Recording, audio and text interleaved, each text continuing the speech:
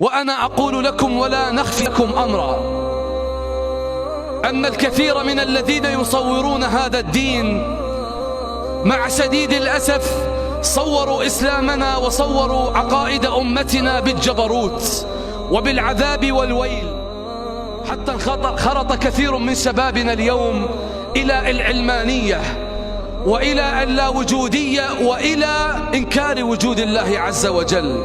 بل أقول لكم جعلوا الإسلام غريبا كما قال النبي صلى الله عليه وسلم. أمتنا الإسلامية اليوم تعيش في ساعة حرجة بسبب تصوير بعض شبابنا الإسلام تصويرا مشوها.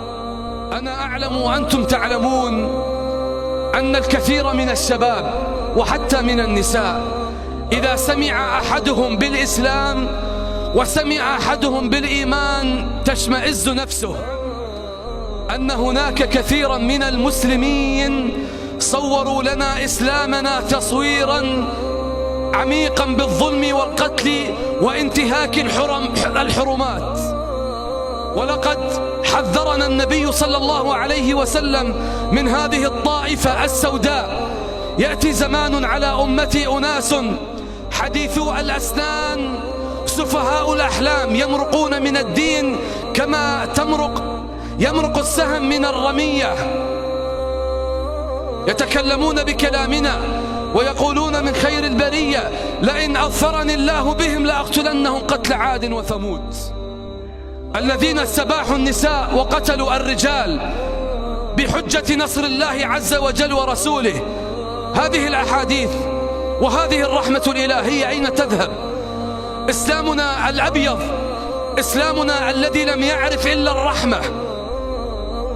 يدخل النبي صلى الله عليه وسلم في مكة بعد أن طردوه وبعد أن أرادوا أن يقتلوه، قتلوا الأبناء والأطفال والرجال وأخذوا الأموال، حتى قذفت أمنا السيدة عائشة من جراء هؤلاء الظلمة الكفرة. يدخل النبي بأخلاقه إلى مكة. تقول السيدة عائشة كل المدن فتحت بالسيف إلا مكة فتحت بالقرآن. القرآن ما هو؟ أخلاق رسول الله. تقول السيدة عائشة كان خلقه القرآن، فنبينا الأعظم صلى الله عليه وسلم فتح البلاد بالأخلاق، فتح البلاد بالسماحة، فتح مكة بالرحمة التي وضعها الله في قلب رسول الله صلى الله عليه وسلم.